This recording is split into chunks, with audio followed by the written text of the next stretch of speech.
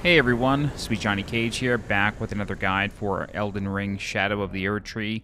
This time I'm going to show you how to defeat the Putrescent Knight in the Stone Coffin Fissure. I recommend bringing a fire weapon with you to this fight. The boss cannot bleed, at least that I found. However, it does seem to be moderately weak to fire, so that bonus damage can help, and any fire-related Ash of War will be very helpful to you as well. Did this at level 183 with a level 9 Scattered Tree Blessing and a level 6 Revered Spirit Ash Blessing as well. Like I said before, this is located in the Stone Coffin Fissure. The way to gain access to that is to go to the southernmost point of the Cerulean coast, and then you want to jump down this central ravine here, and then you'll find a site of grace called the Fissure. And as long as the seal on the Fissure is broken, that will happen when you get to Shadow Keep. At least it did for me. Not 100% sure if that's the trigger, but it seems to be.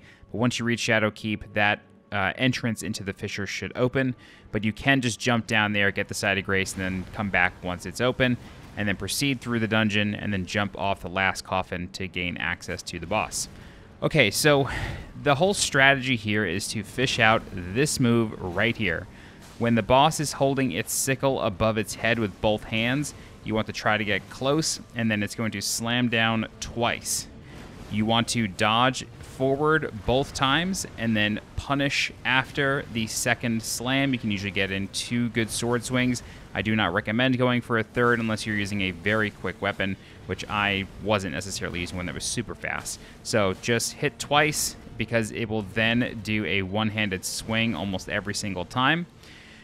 When the boss dismounts, that is another really tricky part of the fight. However, it is fairly easy to dodge.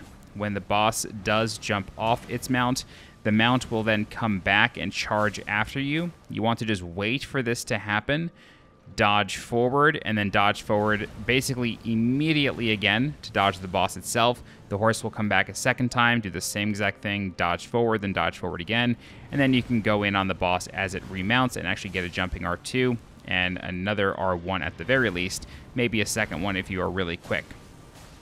And that is more or less the entire fight. We are constantly trying to fish out that overhead slam, and then this is when the boss dismounts. You can usually get at least one hit, but you can see here I dodge forward once the horse comes, dodge forward again, and then dodge forward a second time once the boss starts moving towards me, and then attack when the boss is mounting. For Phase 2, this happens when the boss hits about 60 to 70% HP. It will put down this frost fire all over the ground. What I recommend doing is you can roll through it, but you have to roll very late for the third wave of fire. What I recommend doing there is actually blocking and then rolling. If you're not using a shield, you can roll through it. Your timing just has to be absolutely perfect. There's really no room for error on that one. So if you are using a shield, just hold L1 to block, and then as soon as you feel your controller vibrate, or as soon as you see the block register, press forward and dodge to roll through the rest, and you should be fine. In Phase 2, the boss's mount gets a roar that can dismount you. It actually does have this in Phase 1, but it's not nearly as strong, so you want to just watch out for that. The boss can, at random, throw more Frostfire on the ground. There is one set of Frostfire where the ring will actually come inward. What I recommend doing there is rolling backward once you see it get close to the boss. You should be able to roll backward through it. I was able to do it one time, but not successfully in this fight. But on a few failed attempts, I was able to do it. But just roll backwards for that ring of fire and you should be okay. I don't think jumping would work in that scenario, only because the flames reach so high.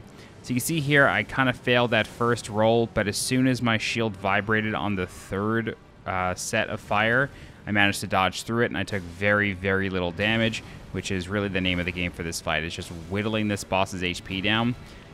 The boss is so mobile, and unfortunately you cannot summon Torrent, which frankly is a little surprising considering as part of Shadow of the Erdtree, they now allow you to summon Torrent for Elden Beast, but on another similar fight you can't. I don't know what the deal is with that, but yeah, just keep that in mind. The boss is really mobile. You're going to be spending a lot of time not necessarily chasing it like you would Elden Beast, but you're just going to more or less be waiting for very specific opportunities. I would imagine if you're a magic user, you're going to have a much faster fight than I am, only because there's so few opportunities to punish here, whereas with magic you should be able to get some good spells off at range, and then also have some spells waiting for him, such as, you know, the phalanx type spells.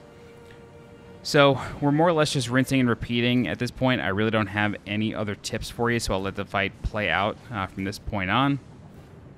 The move that we're really looking for the entire time is a two-handed overhead slam.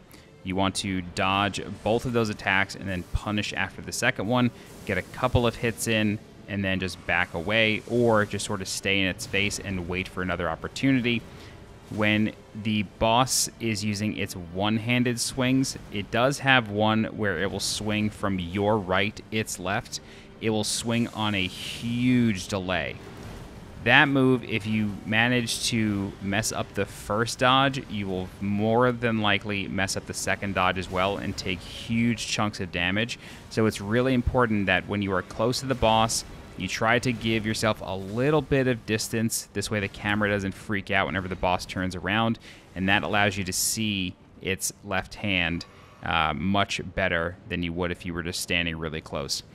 For this sort of fire fountain, what I was attempting to do here is I was attempting to get in front of the horse and just sort of get in its direct line of vision. I was hoping that that would reveal some sort of pattern to that third set of fire to see if I could perfect dodge it, but that opportunity really never presented itself. Even though I was trying to align myself, I just figured maybe there was something there, but it doesn't seem like it, so you may just have to be really, really, really tight on your timing to get a perfect dodge. But that's about it. I'll let the rest of the video play out here, and then you can see how it ends. Alright, if you have any questions, please feel free to leave a comment. I'll do my best to help you out. If you're looking for more guides for Bloodborne, I mean Elden Ring, please subscribe to the channel so you get alerted when new videos go live. If you're interested in supporting the channel monetarily, you can do so by becoming a channel member by clicking the join button below this video. Don't forget to join my community Discord. The link for that is in the description below. As always, I'm SweetJohnnyCage. Thank you so much for watching, and I'll see you next time. Bye-bye.